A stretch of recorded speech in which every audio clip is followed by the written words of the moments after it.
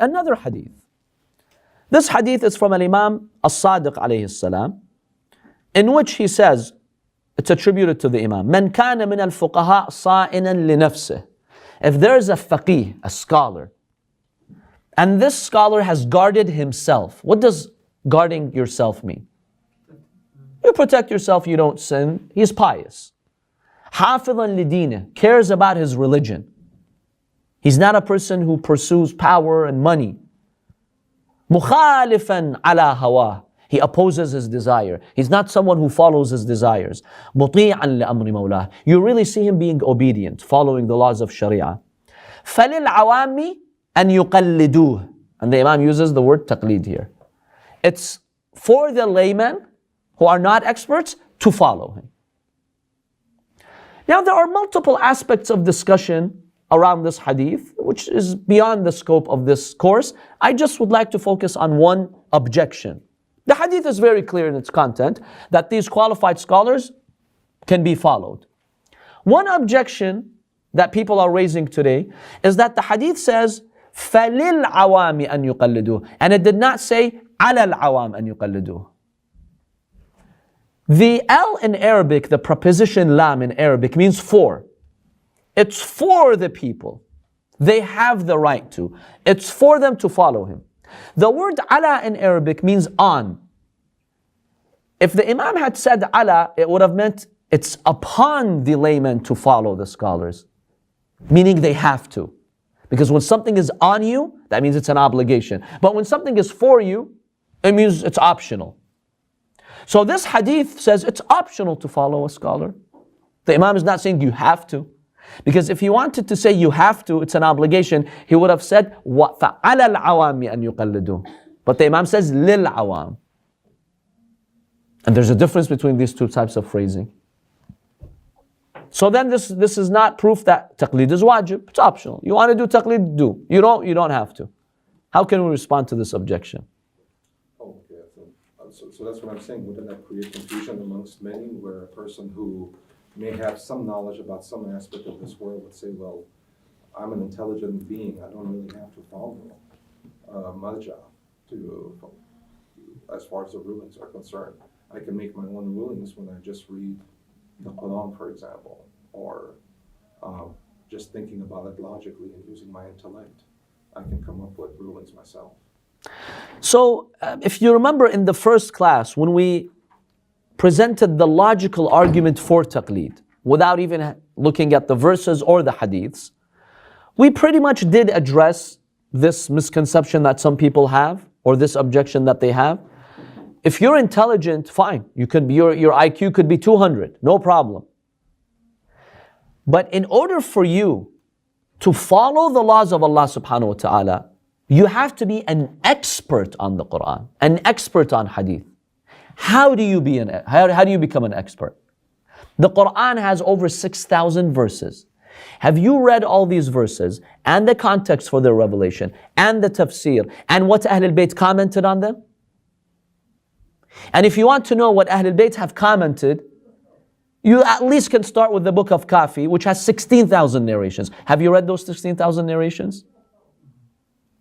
And if there's a discrepancy amongst those narrations, which there are sometimes, do you know how to resolve that discrepancy and reconcile it? If you've done all that, sure. You don't need to do taqlid of anyone. Follow yourself. You're an expert by that point. But just being intelligent, inshallah you have a PhD in physics, but you opening the Quran and reading a verse does not entitle you to say, I'm an expert, I can implement this fiqhi ruling, this legal matter. Should be an expert in the Holy Quran. Being an expert in the Holy Quran requires years of rigorous study. Not just picking up the book and reading one page of tafsir. No. You have to be well versed, first of all, in Arabic. Are you a master in the Arabic language or not? If you're not a master in the Arabic language, I tell you, you cannot know the depths of Quran. It's impossible. So are you or no? This person who says, I'm smart. The first question I'll ask him, are you a master in the Arabic language? And do you know classical Arabic language that was revealed, that existed at the time of the Prophet? Do you know Arabic literature? Do you know Arabic grammar? Do you know Arabic morphology? Do you know Arabic eloquence? Do you know all of these fields? Just that requires 10 years of study for you just to be an expert in that. Let alone history. Let alone hadith that comments on the Quran. Let alone all of that. Just the Arabic language needs 10 years of rigorous study for you just to understand the i'rab, the vowels, the verse endings, the structure of the sentences. The person can be very smart, but he's not an expert. That's like a very smart physicist, going into another field and inserting his opinion, right? And then we tell him, wait a minute, why are you inserting your opinion? You're a physicist. This is another field. This is engineering. This is medicine. This is political science. It's like, no, I'm smart. I'll write you a prescription, but you're not a doctor. No, but I'm smart. See, intelligence has nothing to do with that. You're intelligent and we respect you for your intelligence, but you're intelligent in your own field. You're an expert in your own field. Yes, you have the intelligence. You can potentially become an expert. Faddal, go and study. I would tell this person, you're intelligent. I respect that. Go the next 15 years, study. After 15 years, by all means, say, I don't need anyone. Follow your own experience. No problem. So based on the logic that you just mentioned, Sayed, now, so this individual could be anybody. Could be an atheist doctor or just a doctor who just, or a scientist who just converted. He would say that I have been through years of rigorous exercises of logical reasoning. I may not like the way this scholar is portraying the ruling or the reasoning behind this ruling, because it just doesn't make sense due to my rigorous exercises of logical reasoning in my field and what I've been through all these years. So I will go ahead and study these texts myself, even if it takes me 30 years. For these 30 years, I will choose to ignore any rulings of the scholar. I'm going to go down and use my logical reasoning to read the text and understand it. So would that be considered acceptable, where you would remain ignorant for 30 years till you master the thing, then you would start following it? Very, very, very valid question. But I'll give you an example that will answer the question. Let's say you're experiencing a medical condition. There's a doctor, there's a well-known, qualified surgeon. You're not sure if the surgeon, in giving that treatment, is being logical in his treatment. You don't know. Maybe he is, maybe he's not. In fact, you have reason to believe he's not being logical for whatever experience you have. You've studied old, ancient medicine. You have a different way of looking at the world. But now you have a medical problem that you're suffering from. So you say to yourself, look, I'm going to sit and study the next 20 years and become a medical expert myself so I can figure it out. Fine, you have the right to do that. But in the meantime, from now till 20 years, what are you going to do? Whose treatment are you going to take? By rational people, what do rational people tell you? The rational people will tell you, look, now that you're not an expert, you better take the treatment of the doctor. When you become the doctor, you can give your different opinion. But in the meantime, you can't say, wait a minute, the next 20 years, I'm not going to seek the treatment of that doctor. I'll try to you can't figure out, what are you going to do the next week, the next month? You're still not an expert. Until you become an expert, rational logic dictates you must follow an expert until you become an expert yourself. Simple as that. So this person who says, I want to study for 30 years and then, based on my logic and understanding, I want to go by these rulings, they have that right. But in the meantime, as long as they're not experts, they have to follow an expert. What do they do at the end of the day? These are legal matters. Prayers, salah, fasting, khums, zakat, sighting of the moon, whatever it is. Okay, this person, let's say, says, my marja is not logical with moon sighting. They say that. It's their claim. Okay. So you need 20 years to study fiqh to understand how to deal with this case. Tomorrow's Eid. What are you going to do? Postpone it 20 years. I'll go with the majority. See, if you can push a button and stop Eid for the next 20 years, fine. You're safe. But tomorrow or the next day, it's Eid. What do? Do you fast tomorrow or no? See? But how do I know that Imam Zaman is agreeing with what you're saying?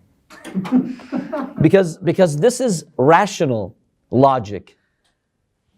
We mentioned before Hadith, before Quran, The intellect dictates that if you want to know what the Prophet said, what the Imam said, what Imam Zaman said, you have to either be an expert because the field is so big and deep, or you refer to an expert. If I'm not an expert, you have to follow an expert.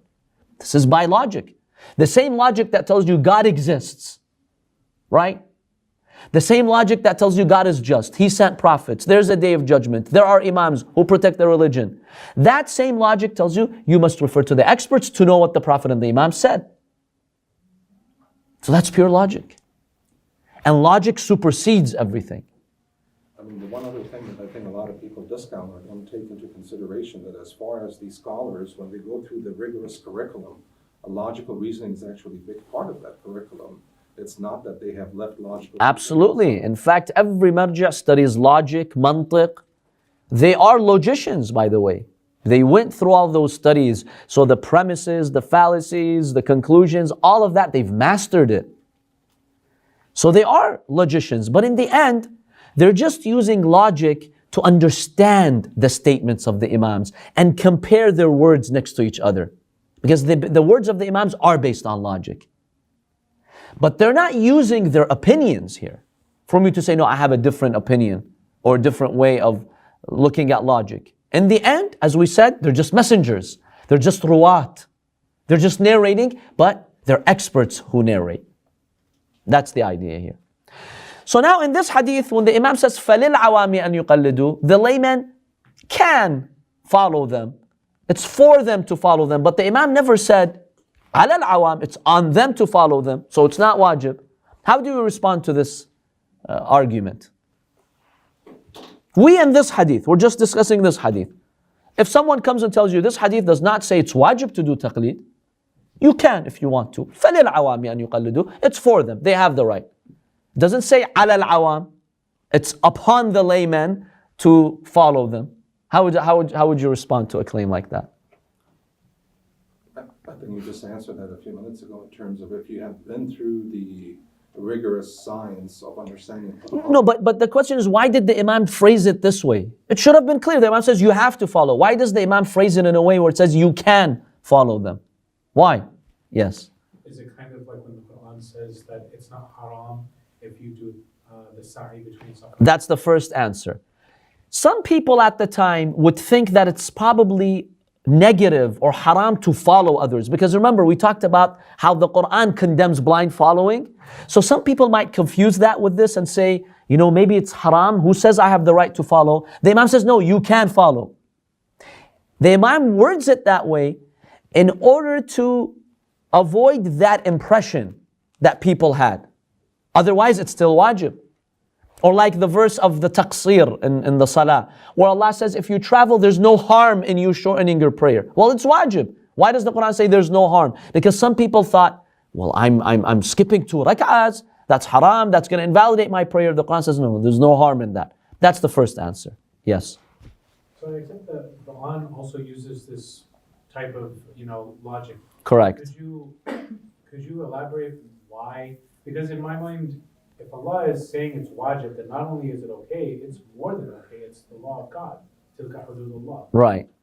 Why not just say that it's... So there are 2 factors here. Sometimes something is so apparent and logically accepted that it seems the Quran and Hadith is saying, look, it's a given that you have to. It's a given. There's no need to even reinforce it. It's a given. But because there are some people who have the misconception that it's haram, we'll relieve them. No, it's okay. It's okay. That is psychologically more effective. See, let me give you an example. Let's say someone thinks this cranberry juice is haram, right? They think it's haram. Now let's say in Sharia it's wajib. On the day of Eid, you have to drink cranberry juice. Just imagine, for the sake of argument. Now, some people think it's haram. Or, let me give you a more realistic example. Eating on the day of Eid, like not fasting, right? You cannot fast. It's haram for you to fast on the day of Eid. You have to eat. Or don't make the intention. But let's say you have to eat or drink something. Now, someone, let's say, has that impression that this cranberry juice is haram. I cannot drink it. So you go to the legislator and you ask him about cranberry juice. The legislator will tell you, look, it's okay for you to drink this.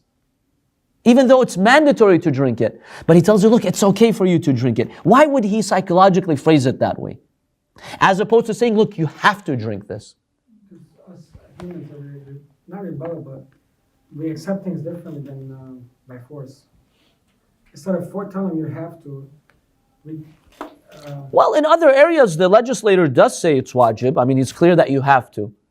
But when you think something is haram and it's wajib, it's very common to phrase it this way. Why?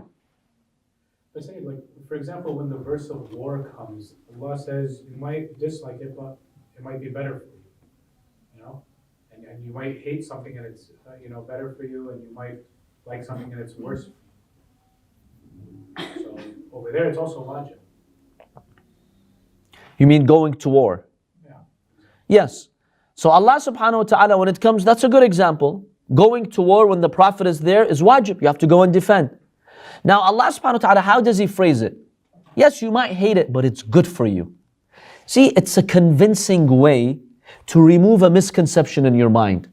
Because in your mind, this is harmful, this is bad. I'm going to get hurt, injured, or even killed.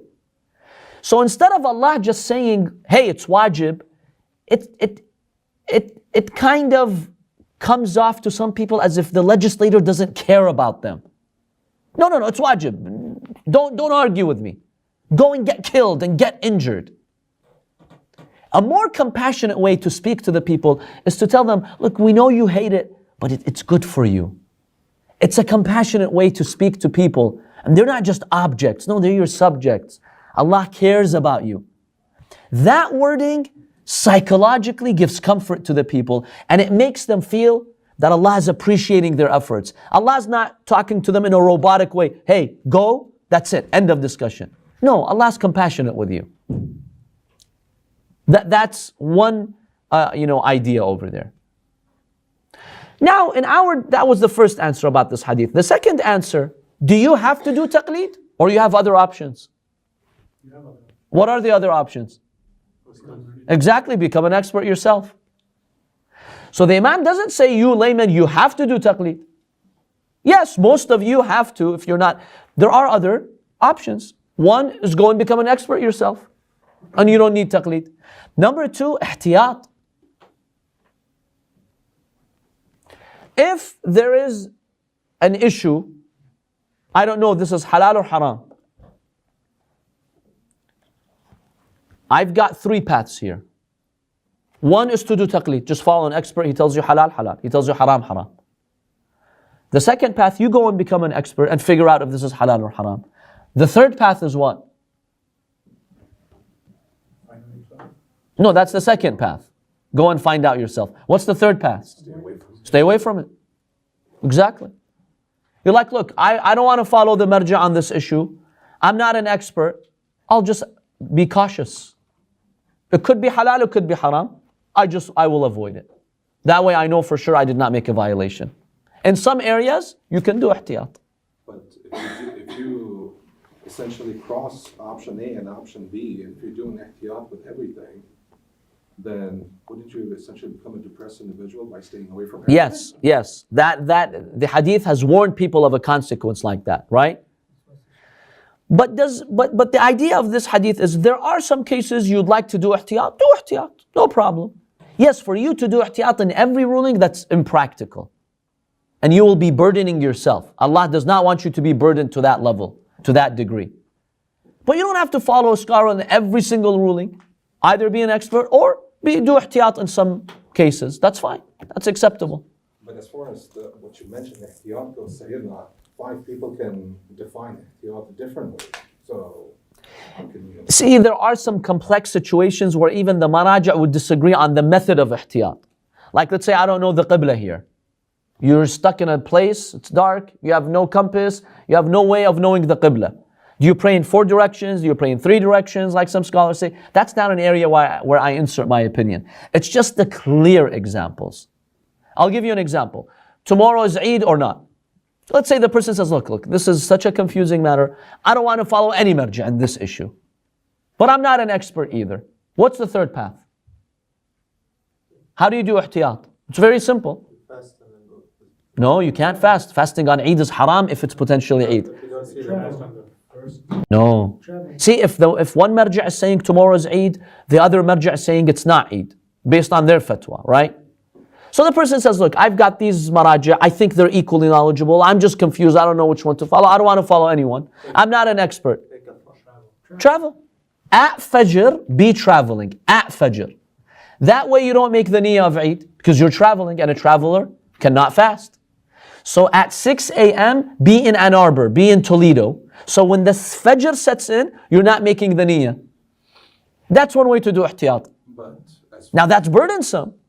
But if someone wants to do it, that's fine, they can. They don't have to follow a marja in that particular issue. That's the point. But as far as this concept of traveling itself is concerned as well. Now, yes, if the type of traveling is something scholars have disagreed, the distance, of course, that's not an area where I insert my opinion. But something that's agreed upon by everyone. Going to Columbus, Ohio, no discussion. Toledo, going to Toledo, and you're not a frequent traveler. A traveling that is clearly traveling according to all standards. See, this is a minor area where you could do ihtiyat. So that could be one reason why the Imam says they can do taqlid. Someone can opt for another more difficult option, fine.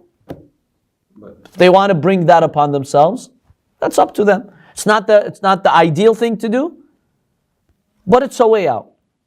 Well, this individual say if they decide to go into Islam and learn more, and that's the first hadith they run into. They're like, well, there you go. I have a solid hadith that says I don't have to do taqlid, so I'm not going to go with option A. Yeah, but I will tell this person, you're reading this hadith. Are you a hadith expert? This hadith has meanings. We have to understand the linguistic meaning of the al, of the lam, the context, all these discussions we just had. See? A lay person cannot just pick up a hadith and use it as a basis for something, unless he's an expert. Or he's following an expert opinion. So that's what I would tell him. I'm like, on what basis are you just grabbing a hadith like that without being an expert?